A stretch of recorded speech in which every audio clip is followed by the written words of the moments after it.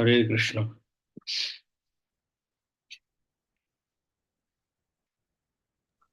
Hare Krishna devotees, Dandavat Pranam. Welcome to Nityam Bhagavata Sevaya. Today we are very fortunate and glad to have Association of His Grace Premischandra Gauravar Prabhu, who will be sharing nectar from Srimad Bhagavatam, Canto number 5, chapter number 14 and sloka number 31. Prabhuji being very busy this week, he has accepted the invite. Thank you, Prabhuji. Thank you for inviting me to speak Srimad Bhagavatam, glorify Srimad Bhagavatam. So I am very happy to be with all devotees from Bangalore, wonderful devotees from Bangalore. So we are discussing Srimad Bhagavatam, fifth canto, and the chapter is Forest of Material Enjoyment. So let us go to the verse. We'll read the verse, then we can chant Mangala Sharan. So, Prabhu, would you like to share the verse? Yes, Prabhuji, I will share it, Prabhuji. Yes.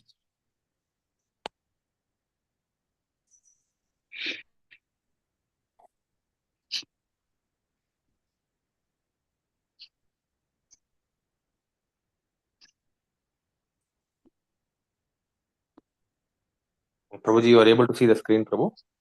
Yes, yes. It's on a mobile, right? Yes, Prabhuji. So Yeah. then it's better that I share it because, Okay. yeah, I can share them. Just 1 minute.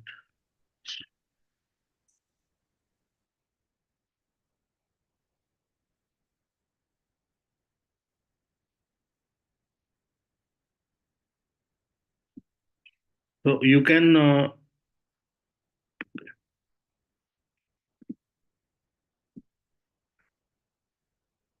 so can all of you see the screen here?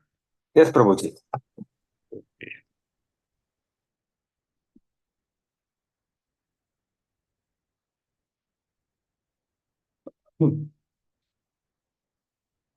So this is the 31st verse of this chapter. And in this chapter, the chapter focuses very much on giving up sense gratification, because sense gratification is something which binds us to this material world, and we go more and more into illusion, ignorance, and which increases our duration in this material world. So for a conditioned soul, it is not very surprising that he gets bound in all these activities. So whatever is written here is applicable to everybody who is there in material world, except for those who have taken up the path of pure devotion, and they are getting out of this entanglement. So here the chapter stresses that there is a urgent need to give up activities which are solely based on uh, bodily identification, and by doing like that we can make our lives successful on the spiritual path. So in the previous verse you have studied that people who have no knowledge of spiritual science, they are always busy in sense gratificatory activities, just like we see in today's world. In today's world, hardly anybody is interested in spiritual knowledge. So that is the uh, unfortunate situation. And so, what is going to happen with all these people who have no knowledge about spirituality? And even if they have some little knowledge, they do not practice anything. Their mind and senses are slaves of uh, the desires of sense gratification. So they will degrade into lower species of life, and that is why in these two three verses, these kind of people are called as descendants of monkeys. Of course, we know that no one is a descendant of monkey according to uh, spiritual paradigm. So we don't believe in Darwin's theory of evolution, but because their activities are like monkeys, and so here it is said that they are descendants of monkeys. And in this verse also, the same thing is being told, just like the previous verse, that these descendants of monkeys, they are doing gramya karmana, that is uh, activities which are only meant for sense gratification. So you see, in the world today, people are not interested at all in spiritual life. So their only purpose in life is to dharma, not dharma, only artha and kama, and also artha kama, not in the traditional Vedic sense, but by hook or crook, just earn money and enjoy. So let's read this verse.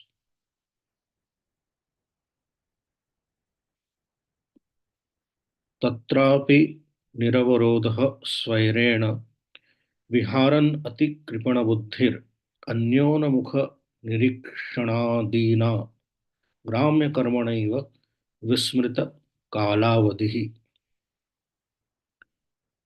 So the verse says that in this way, the descendants of the monkeys intermingle with each other, and they are generally known as Shudras. Without hesitating, they live and move freely, not knowing the goal of life. They are captivated simply by seeing the faces of one another, which remind them of sense gratification. They are always engaged in material activities known as gramya karma, and they work hard for material benefit. Thus, they forget completely that one day their small lifespans will be finished and they will be degraded in the evolutionary cycle. So let us chant prayers. Om Ajnana Timirandasya Jnananjana Shalakaya Chakshurunmilitam Yena Tasmai Shri Gurave Namah. Shri Chaitanya Manobhishtam Sthapitam Yena Bhutale Swayam Rupa Kada Mahyam Dadati Swapadandikam.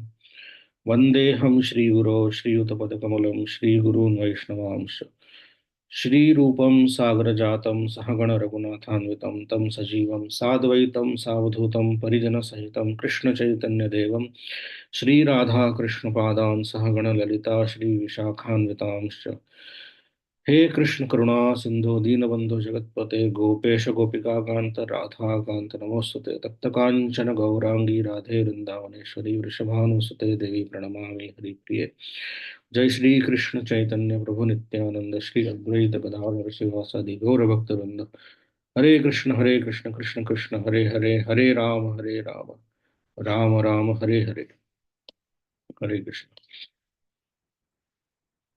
So in this particular section of Srimad Bhagavatam, as we discussed earlier, Prabhupada is calling people engaged in sense gratificatory activity, only sense gratificatory activities, as descendants of monkeys. So, and their activities are called as Gramya Karma. Gramya Karma means activities which are not ultimately helpful towards the ultimate end of human existence, which is moksha, or even higher than moksha, that is love of Godhead.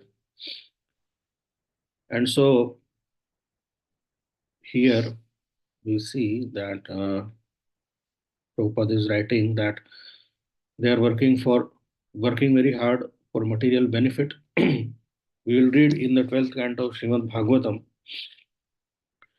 that in the age of Kali, who is considered as successful? So these kind of people, they are considered as successful. These are the symptoms of Kali Yuga, which we'll read in 12th canto. The people who are doing Gramya Karma and they have no interest in uh, spiritual elevation. So actually they are Shudras. Shudra means what? That someone who is not very intelligent and does not inclined to spiritual life so much. So they just like to work, and whatever is the benefit of that work, with that benefit, they want to do some sense gratification. That is the meaning of Shudra. So in Kali Yuga, most of the population is like that. They are working very hard for material benefit. The people who work the most and those who get some success because of their fate. Fate is basically our karma only. The karma, the word fate means our previous karma. So someone who has good karma from the previous lives, they will get some success and they will be considered as very successful, very wonderful people in the society. So they might be considered as very wonderful in the eyes of the modern society, but in the eyes of the elevated beings like the sages, the demigods, and the Supreme Lord Himself, they see that one day their small lifespan is going to be finished, and all with all their wonderful achievements and name and glory, they will be degraded in the evolutionary cycle. So, what is the wonderful thing if you are a prime minister in this life and next life you'll have to become a dog? Prabhupada said this about one of the erstwhile prime ministers of India that he has become a dog. So let's read the purport. So we'll first read the purport, then we'll discuss. So Prabhupada writes in the purport, materialistic people are sometimes called Shudras or descendants of monkeys. Of course, the word Shudras here is used in a general way because there can be Shudras according to Varnashram who might be great Vaishnavas also. There are examples like that in history, in all the sampradayas. But generally, the word Shudra means someone with a low class mentality. So, this here, Shudra, the term Shudra is not used as a blanket statement for all those who fall in that category in Varnashram, but it is meant for people who have monkey like intelligence. There might be Shudras or someone who is born in a Shudra family, but they might be devotees and they might become elevated devotees also. We can see in our own societies on like that. So many examples. So, materialistic people are sometimes called Shudras or descendants of monkeys due to their monkey like intelligence. They do not care to know how the evolutionary process is taking place, nor they are eager to know what will happen after they finish their small human lifespan. This is the attitude of Shudras. Someone who has this attitude, they don't care about the next life, is a Shudra. He might be born in Brahman family or very rich family, aristocratic family, but if he has this kind of an attitude, which most of the people have in this Kali Yuga, then they are Shudras, unfortunately. Then Prabhupada says further that Sri Chaitanya Mahaprabhu's mission, this Krishna consciousness movement, is trying to elevate Shudras to the Brahman platform so that they will know the real goal of life. unfortunately being overly attached to self gratification, materialists are not serious in helping this movement. Instead, some of them try to suppress it. Thus, it is the business of monkeys to disturb the activities of Brahmins. So, Prabhupada writes that this is the civilization of Shudras, and Sri Chaitanya Mahaprabhu's mission is meant for elevating them to the Brahmana platform. Brahmana means someone who understands what is Brahman. So, he is Brahman. But unfortunately, because of their small mindedness, their monkey like intelligence, they don't help the movement, but rather they sometimes try to oppose the movement. Prabhupada writes, thus it is the business of monkeys to disturb the activities of Brahmanas. So if you come to Braj, then you will see that if there are monkeys around you, you cannot do anything. They'll always try to disturb you. So this is the nature of the monkeys, to break things, to destroy things, to disturb. The descendants of monkeys completely forget that they have to die, and they are very proud of scientific knowledge and the progress of material civilization. The whole world is engaged in wars, and they are very proud of their military power, their economic power, but they don't understand that one day it will all be finished, and because of this ghastly karma, they will uh, not evolve but go down in the evolutionary ladder.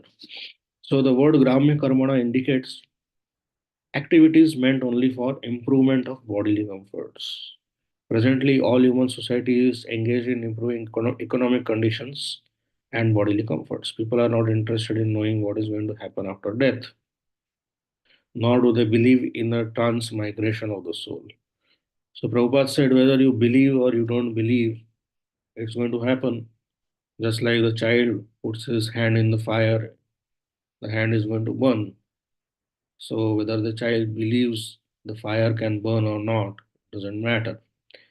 So whether one believes or not in the next life is always there, and one should prepare for that from now on. When one scientifically studies the evolutionary theory, one can understand that human life is a junction where one may take the path of promotion or degradation. Yanti devrata devan, pitrun yanti pitruvrata, bhutani yanti bhutejya, yanti mad yajinopimam. So whatever is our activity, whatever is our belief system, that kind of destination is given to us. That Krishna tells in Bhagavad Gita 9 chapter. So one can become a demigod, one can become a ghost, one can become animal, one can go to ancestors, and one can again take a human birth also. So all the options are available according to the karma which one performs and the belief system which one has. Then further in the next paragraph, Prabhupada says, in this life we have to prepare ourselves for promotion to next life. So this is the symptom of a Brahmana. So two things are there, Shreyas and Preyas. So Shreyas means immediate benefit. So that is Shudra. And Krishna also explains that in Bhagavad Gita, that one might get immediate uh, happiness on the material platform, but that is not the best. That is not even in mode of goodness. It is in lower modes. But the activities which might seem painful in the beginning because it entails some tapasya, but later on it will give happiness. That is, those activities are in mode of goodness. So here we are not even speaking about mode of goodness. We are speaking about next life. Of course, someone is in mode of goodness, he can go to heavenly planets, and those are in lower modes, they can be on this earth planet, or they can degrade into lower species of life. So Prabhupada writes, those who are in mode of Rajoguna are generally interested in being promoted to heavenly planets. So they are in Rajoguna, but for going to heavenly planets, they will have to perform some activities in mode of goodness. But the desire is Rajoguna. So that's why if the piety they perform is sufficient for going there, then they can go to heavenly planets. Otherwise, they will be born in some rich family on the earth planet. So Prabhupada writes here, this Krishna consciousness movement is trying to bring intelligent human beings to the platform of devotional service. So we don't want to go to heavenly planets or the planets of the ancestors. So rather, we want to get rid of this cycle of birth and death, and we want to go back to Krishna. So that is possible only through bhakti, which the Krishna consciousness movement is giving. Instead of wasting time to attain a better position, one should simply endeavor to return home back to Godhead. Then all the problems will be solved. So why to go for some temporary solution? We should go for a permanent solution. That is the sign of intelligence. So if some permanent solution is available, why to go for a temporary one? That is intelligence. So how to perform that bhakti by which one can stop all problems? By hearing Srimad Bhagavatam, just like we are doing right now in the Association of Devotees. So Bhagavatam first canto says Srinvatam Sukatha Krishna Punya Shravana Kirtana Vidyantastho Yabhadrani Vidhunoti Surat Satam. So Sri Krishna, the personality of Godhead, who is Paramatma in everyone's heart and the benefactor of truthful devotees, cleanses the desire for material enjoyment from the heart of the devotee who relishes his messages, which are in themselves virtuous when properly heard and chanted.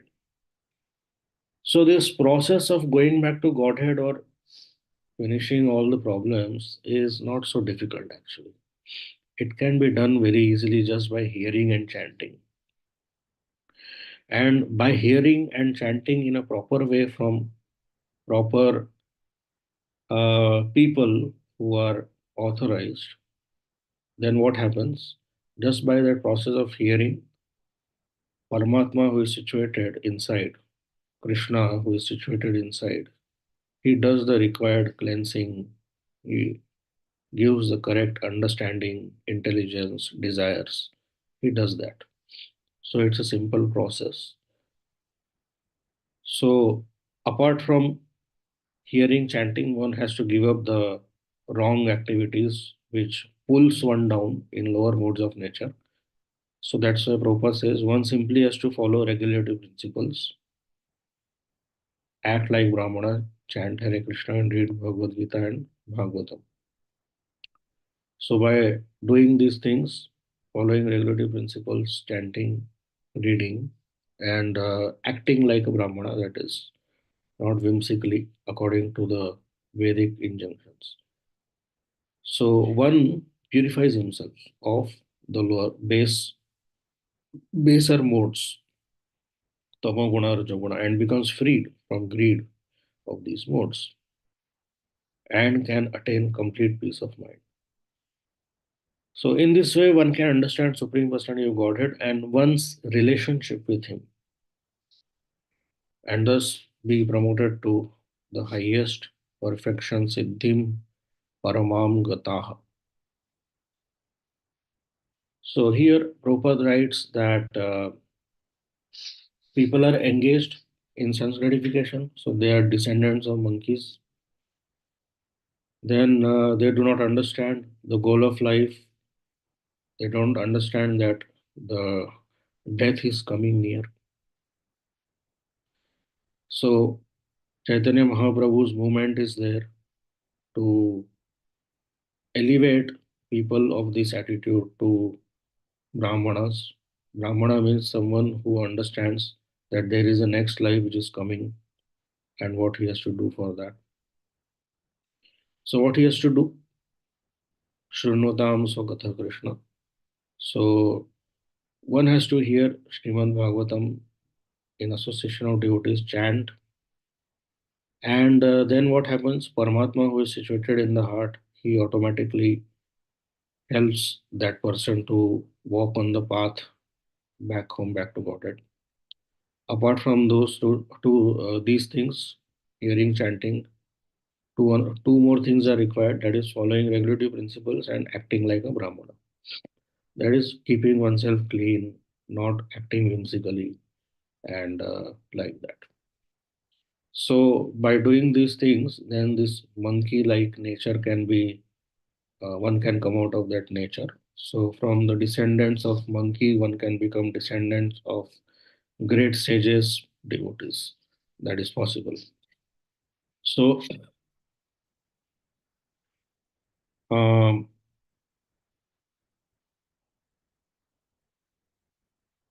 so we could discuss this verse in couple of ways. One, we can discuss how karma works, what is the science of karma, what types of karma are there, different types of karma, or we can have some general discussion. So I think we'll not go into too much technicalities of what is karma and what are the different types of karma and what are the different effects of karma, how it actually works, how it manifests. That we can discuss when some similar verse comes next time. So that is very nicely explained in the Sandarbhas by Jiva Goswami. So here we see that out of his compassion, all these things which are happening, which we see in this particular verse, like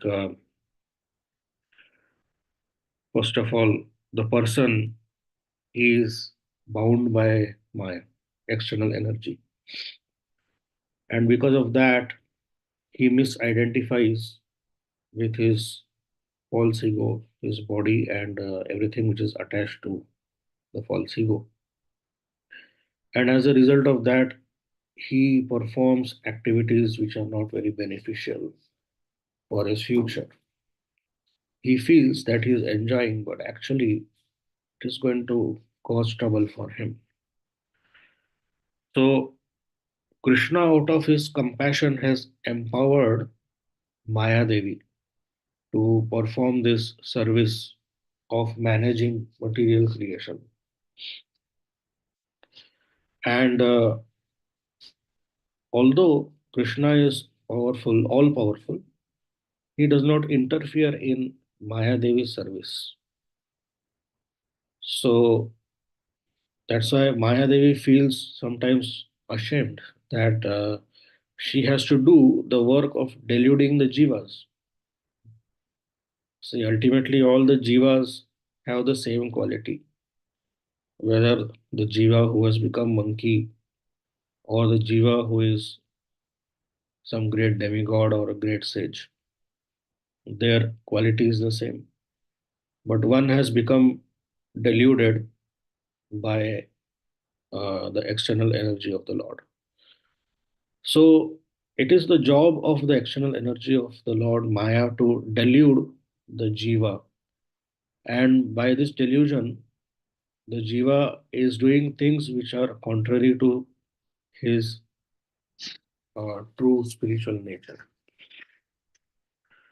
But Krishna respects the service of Maya Devi. At the same time, simultaneously, he is also giving the jivas an um, opportunity to rise above this delusion. So Krishna also gives the means to escape this delusion of Maya. So he instructs them. to withdraw their attention from material appearance, turn toward devotional surrender. And some jiva who pays attention to this effort which Krishna gives when he comes himself, when he sends his associates, or when he is sending scriptures. Then what happens? Maya loses her power over that jiva. That is what we are reading here by reading Srimad Bhagavatam in association of devotees. So that person is coming out of grips of Maya. So Maya is losing her power over that person. Despite this, Krishna permits Maya to create obstacles even for jivas who are desiring surrender. That we see in our own life, that we have some desire to surrender to Krishna. The desire may not be uh, very fixed up, but some desire is there. So in our life also, Krishna is permitting Maya to create obstacles. So why it is so? We have a desire to surrender. So Krishna should tell Maya that don't bother this jiva now. So this paradox is explained in Srimad Bhagavatam third canto. So 3.25.25. So Kapila Muni is speaking. He is telling 3.25.25 that Satam prasangan mama virya samvido bhavanti rit karana rasayana katha तज्जोषणाद Asho अपरगवर्त्मनि श्रद्धारतिर bhaktir अनुक्रमिष्यति. So he says that the similar verse which we read in this purport, that interactions between devotees on spiritual subject matter or with pastimes of the Lord, they act as a tonic for those who are spiritually weak, and it restores them to their constitutional identity, the identity of service to Krishna.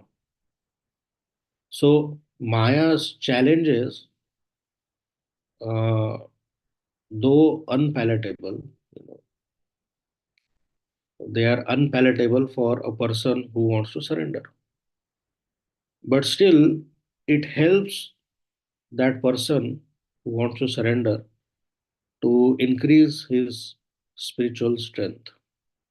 It helps him to reflect on his own life, his strength and weaknesses, his desires, and it helps him to sharpening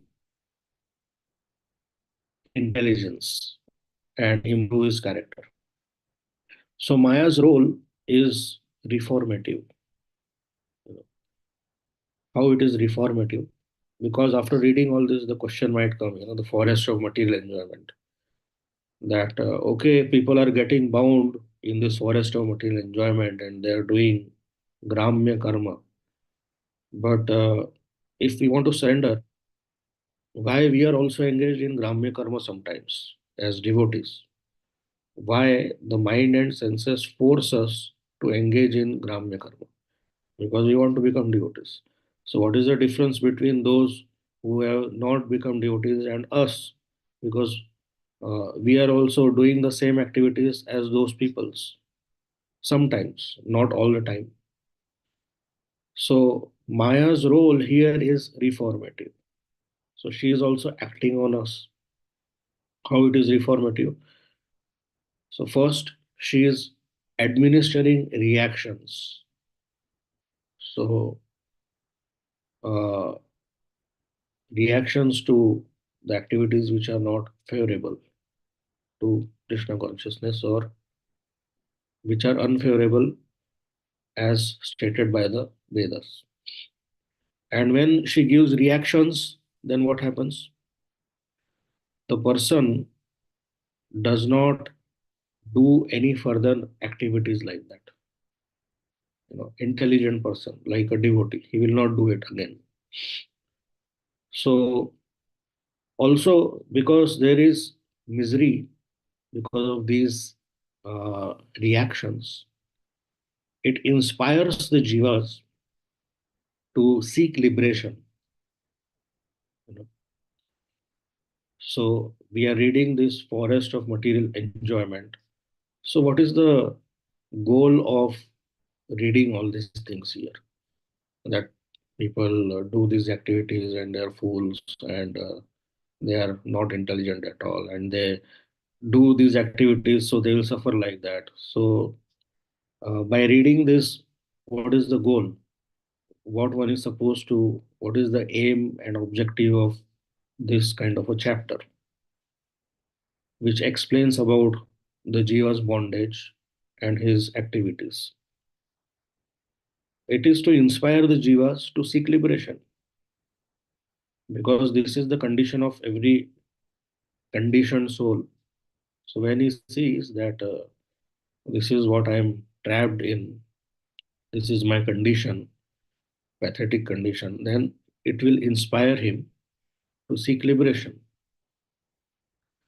So 10th canto, another verse is there. So it says that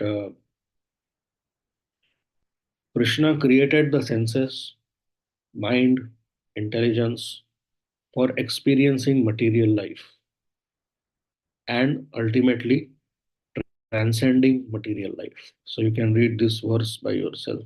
This is 10.87.2.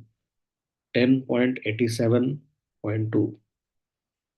It says that Buddhi Indriya Manah Pranam Jananam Asrajat Prabhu Matarartham cha Bhavartham cha Atmane Kalpanaya cha. So, Buddhi, senses, intelligence, we have a material intelligence, Buddhi. So, we have it because we can experience material things, material life. Without material senses, you cannot experience it. So, Krishna has given it. But ultimately, he has given it not to experience material existence, but to transcend it. So, with the same material mind, intelligence, and senses, one becomes a descendant of monkey. With the same, by using the same mind, intelligence, and senses, one can transcend it also. Just like the knife can be used for violence, and it can be used by a surgeon to do some surgery. So something like that. So Krishna is not indifferent to the suffering of the jivas. In the beginning of creation, he revealed the Vedic knowledge, and he also incarnates to enlighten humanity. So he comes as Sri Chaitanya Mahaprabhu, as Prabhupada writes in the purport, and then he makes the highest form of love, Krishna Prem, accessible to everybody. So uh, this knowledge which Krishna gives when he comes in incarnations or when he comes himself as Chaitanya Mahaprabhu, that that power of that knowledge is explained in Bhagavad Gita. So Bhagavad Gita 4.37, it says, Yatha idhamsi samidhognir bhasmasat kurute arjuna. Jnanagni sarvakarmani bhasmasat kurute tata. So it says 4.37, the fire of knowledge, it burns away all reactions to material activities, freeing the jivas from past misdeeds. So by reading this forest of material enjoyment, what is happening? We are getting knowledge. And by this knowledge, we'll get inspired to not do those activities again. So that is what 4.37 says. The fire of knowledge burns away all reactions to material activities. If no one had written this, that how the what is the science of existing in material universe, karma, transmigration, how Maya works, so how we will come out of it. So jnana is very important. So jnana is something which helps us to come out of ignorance. So only when jnana is there, you will come out of ignorance. So the fire of knowledge burns away all reactions to material activities, and it frees jivas from past misdeeds. So existence of material pleasure alongside misery, ensures a balanced experience. So Jiva Goswami explains this. If in the material world there was only misery, then also it is very difficult, because all the jivas, they have come to experience some kind of pleasure, although illusory. So the balanced existence of sometimes misery and sometimes pleasure. So it gives an awareness to the jiva that I am suffering, and then there is some kind of pleasure which is also temporary, illusory. Then again suffering comes, which means that this is not a proper place for me to stay. You know, and also he sees that there are other species of life. So how souls are entering into those species of life? So this is not a proper place for me to stay. So Krishna says in Bhagavad Gita, Anitya Asukham Lokam. So this world is temporary, Anitya and Asukham. So happiness is there, but it is illusory, and it lasts for some time only, temporary. So Anitya Asukham Lokam. The real happiness arises only when a person transcends dualities. So Maya is not merely an impersonal force, but she has a personal form also. So in Jiva Goswami explains that in Kena Upanishad, Maya Devi appears as Uma Devi, and she reveals her identity. She reveals the identity of Krishna to Indra Dev. So the Maya Devi comes in a personal forms as Uma, and she explains what is Krishna, who is Krishna, to Indra. So we see that Maya Devi, although she is a personality, and she has been given freedom to bewilder the jivas, even the jivas who are practicing devotional service, but she is not independent. Her functions depend on Paramatma. So why she is not independent?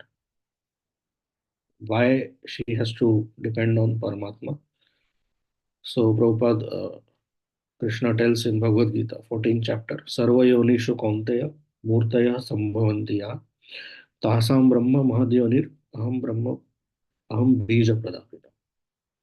So Sarva yonishu kaunteya murtaya sambhavanti ya. So uh, because of engaging in different karmic activities, the jiva might take up different bodies. So Maya, she chastises the jivas who are suffering, and that is what we are reading here. Effects of Maya Devi's chastisement. So while Maya is chastising the jivas, Bhagavan provides them with spiritual knowledge, and he provides them the opportunity to transcend material existence, just like we saw in this purport. So he has given Srimad Bhagavatam, which are basically his own activities. So by reading about his own activities, one can transcend this chastisement of Maya Devi. So the dual approach ensures the ultimate welfare of the jiva. So, what is the dual approach? So, Maya is chastising from one end, and from another end, so Krishna is pulling. So, Maya is pushing from behind, Krishna is pulling from top. So, this dual approach, it ensures the ultimate welfare of the jivas, leading them to eternal life in spiritual world. So, in some other religions, it is said that okay, God created the world, and then why there is so much suffering? It seems that God was not clear with his purpose of creation. So that's why there is so much suffering. We see hell in this world also. People going through hell, but actually we understand it's a dual system, dual engine system.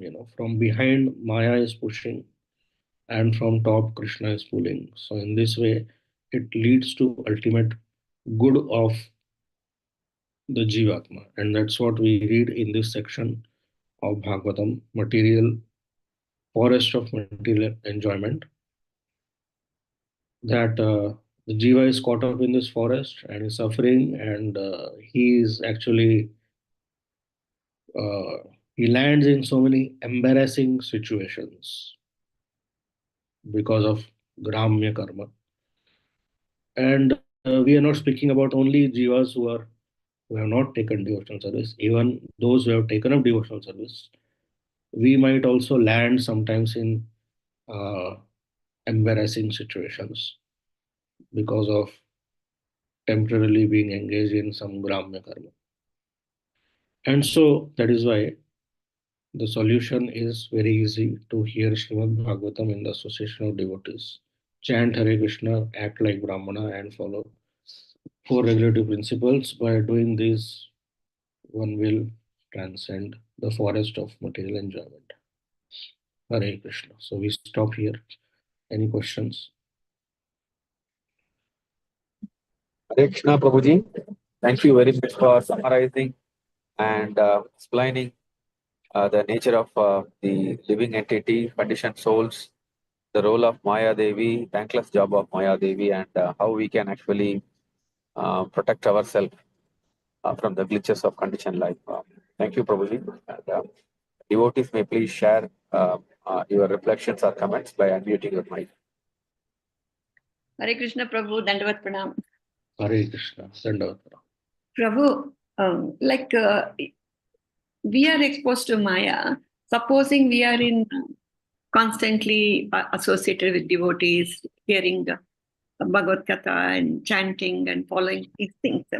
You think that fate can be altered, or whatever is that? Is there it has got any effect? Yes, definitely. So basically, the word fate means the result of our past karma. Hmm. So karma is something which generates more karma. So that's why I wanted to discuss about what is karma, because it is very relevant to this section. But maybe next time we will do that. So definitely, karma can be uh, changed, because karma is very complex. So we study in physics Newton's third law, that for every action there is reaction. So uh, when the law of karma is discussed in philosophy, so some people say that it is like this Newton's third law, but it is actually not like that. It is very complex. Action and reaction is there in karma also. It is called as swabhava in Vedic terminology. This cause and effect is called as swabhava. But this swabhava, that is cause and effect, which we see in this world, uh, it only works on material objects. And even on material objects, when we go on a quantum level, this cause and effect relationship is not very predictable on a quantum level, that is on a very small level, molecular level. So karma is more subtle than quantum level because it is not material, and it also entails a conscious living entity. It is not only objects or forces, material forces which are acting there. So there is a conscious living entity there. Also, when we speak about cause and effect, so there is one cause and there is an effect. But in case of karma, there is a long term effect and there is a short term effect. So one karma, it produces more karmas, or one effect, it produces more effects. For example, if one does yajna, for example, the short term effect, karma, is that one becomes satisfied, one becomes happy, immediate karma. And the long term karma is that one might be promoted to heavenly planets. And it also manifests internal effect and external effect. Internal effect is that it works on one's samskaras. Samskara means one's tendency to act in a certain way. So once samskaras are improved, so he will work in a different direction from then on. So his karmas will be different from then on. So it will also change his fate. And it also works externally. Externally, how it works? It not only benefits you, we are speaking about yagya, the example of yagya here. It not only benefits the person who is doing yagya, but it also benefits the whole universe, because ultimately the whole universe is a single unit. So that is why karma is very uh, complex. So when there are two types of karmas, one is laukika karma, which are normal activities like eating, sleeping, walking, and the second type of karma is called as Vedic karma. Vedic karma means the duties as per the Vedas. For example, yajna, the example which we took just now. So when one is doing these Vedic karmas, definitely there will be immediate effect and a delayed effect, as we discussed. Immediate effect will be it will give you mental satisfaction. Or let us take the example of chanting or reading Bhagavatam, what we are doing now. We are not doing, generally ISKCON devotees, they may not be doing yajnas. So, example of chanting or reading Bhagavatam. Immediate effect is that it gives you mental satisfaction, happiness. Just like if you are doing Laukik karma of eating, it will give you immediate effect of satisfying hunger. Similarly, Vedic karma, it gives immediate effect of satisfaction also. And there is a delayed effect also. If you are doing a Laukik karma of eating, so immediate effect is satisfying hunger. Delayed effect is nourishing the body. Or if the food is not very healthy, giving disease. Similarly, Vedic karma, immediate effect is mental satisfaction, like chanting, reading Bhagavatam. And delayed karma is what? Delayed karma means, because karma also it is multifaceted. It is not just like the Newton's third law. It works on the chitta. It works on the samskaras, that is subtle impressions in the mind and heart. So the samskaras, they will change, and when the samskaras they change, they influence future thoughts, desires, and actions. So the long-term delayed effect of Vedic karma is that it brings about a change in the person's fate. Fate is basically karma or the result of karma. So it changes karma because the samskaras change, his activities change. And because the samskaras change, activities change, definitely the fate is going to change. So it is not some magic.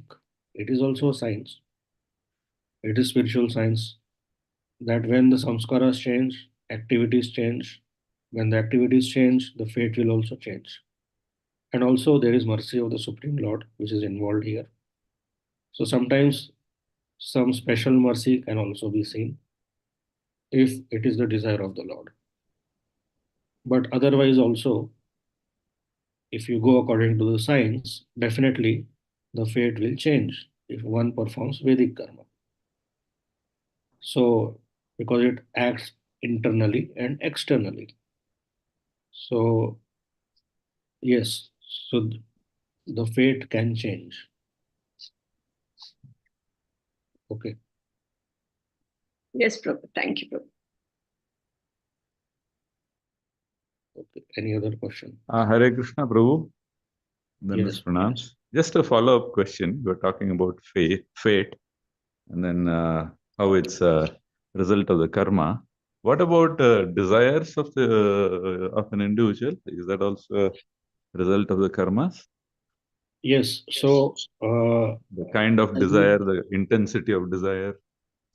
yes. So when the discussion of karma is there is a discussion of how karma manifests, as we discussed just now.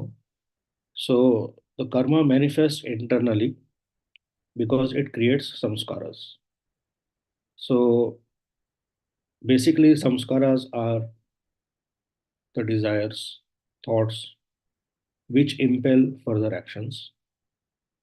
And there is karma manifests also externally, which we discussed just now.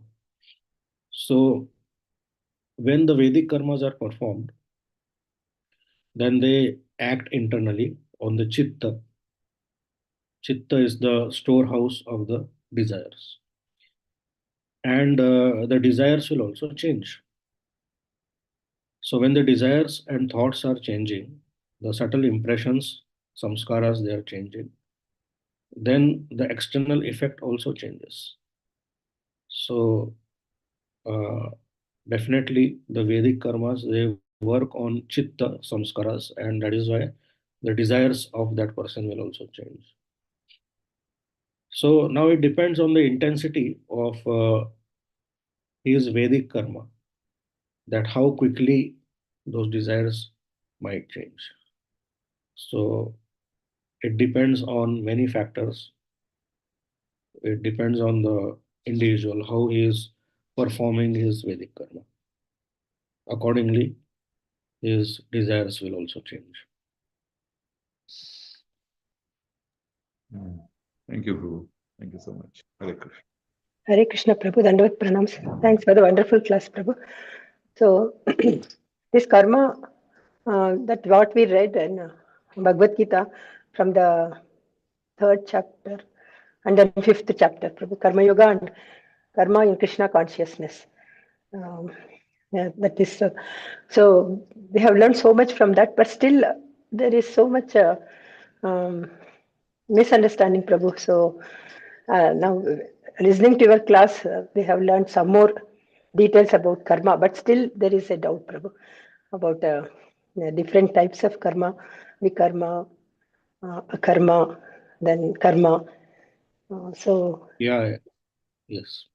So thanks. karma is a very complex topic uh, because Krishna himself tells that it is very difficult to understand where it starts, where it ends.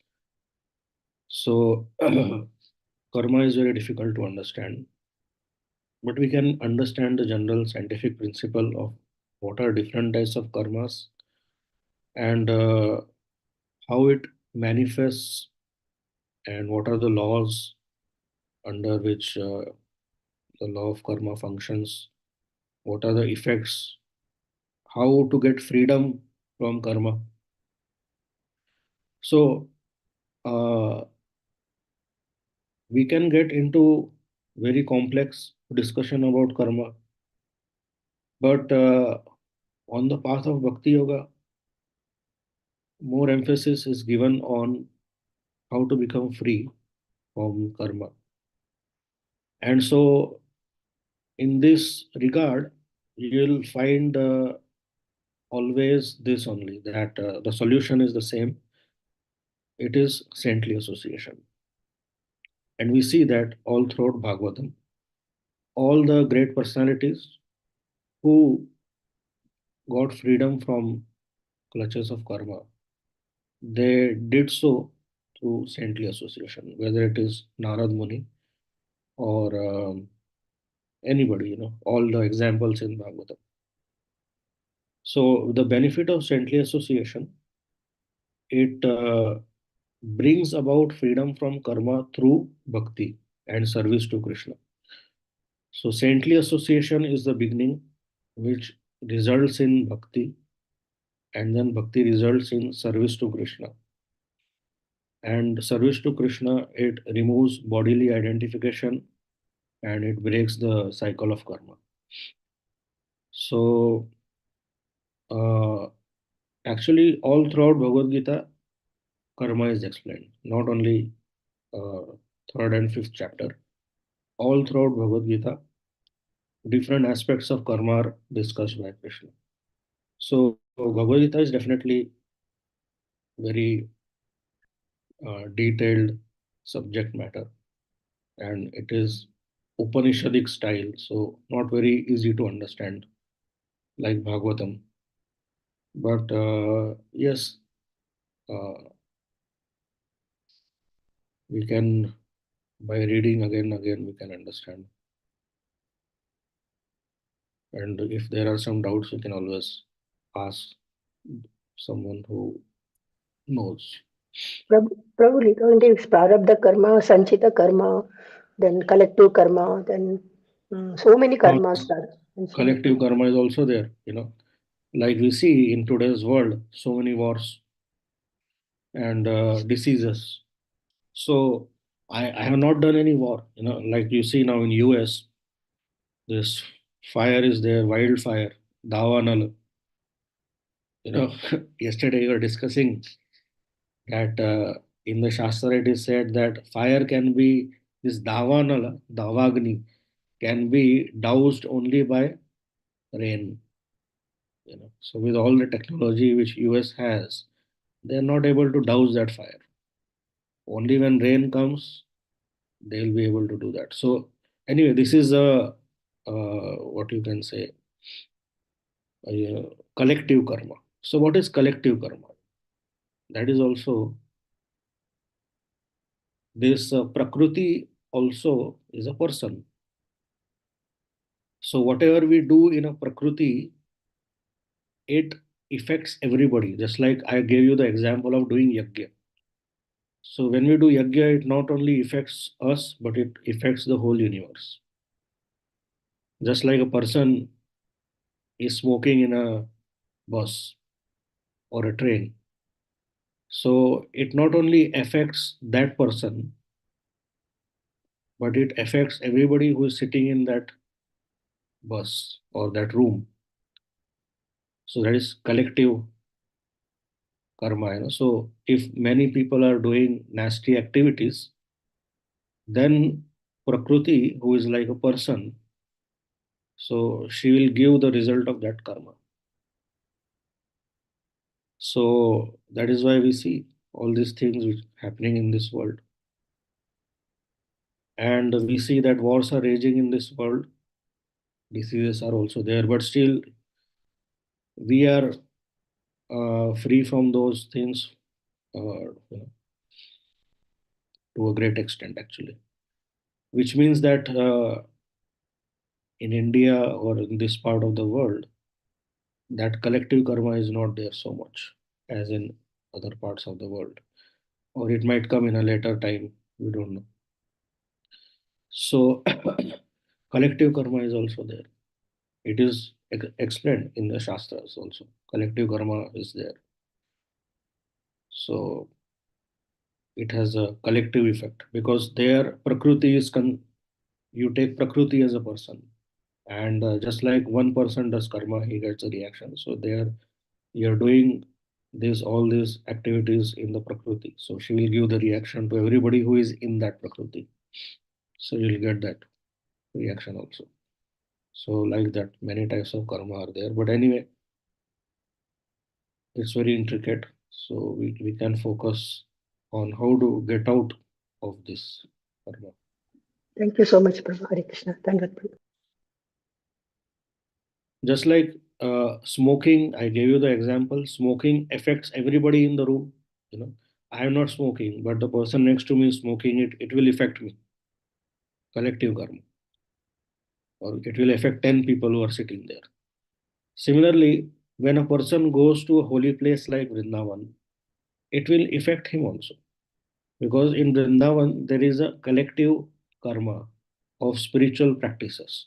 So that person, he may not be a spiritual person. He is just going there for a trip, sightseeing, but still it will affect him to some extent.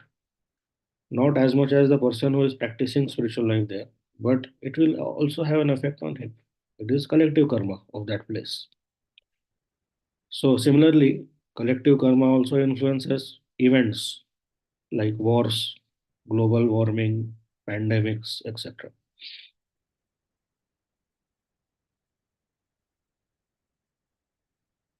Okay. Any other question? Time is up. Prabhuji, I think there are no other questions. Thank you once again, Prabhu, for wonderful nectar, and we can end today's session with Vaishnava Pranam, Prabhuji. Vancha Kalpata Rubhyartha. Sindho Vacha Patita Nama Pavanebhyo Vaishnavebhyo Namo. Grantaraj Srimad Bhagavatam ki jai, Jagat Guru Srila Prabhupada ki jai. Hare Jai Krishna, Gaura Prabhu. Prema. Hari Bol. Hare Krishna, Prabhu. Dandavat Pranams. Can you please show the Govardhana? Govardhan, let's see. I think it's raining today. Let me just check. If it is not raining, we can